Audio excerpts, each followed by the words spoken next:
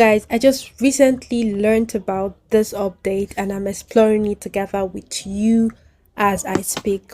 But this update is like mind blowing. ChatGPT and Canva. Imagine the possibility. So all you have to do is to go to explore ChatGPT and just scroll down. Just click on Canva here and allow it to do its magic. Just say start. All right, so I'm going to paste a prompt. Let's say create a presentation slide for me on the topic of how to merge AI with UX design. Then I'm going to send. Okay, here we go. Canva wants to talk to ChatGPT. Allow. Let's allow. All right, start action. Okay, so Canva is talking to ChatGPT.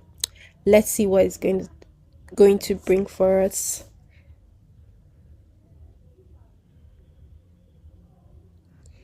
Wow, so I have two options now. So let me try the option. I think I like option 2. And now we are going to Canva. It is opening up a slide in Canva.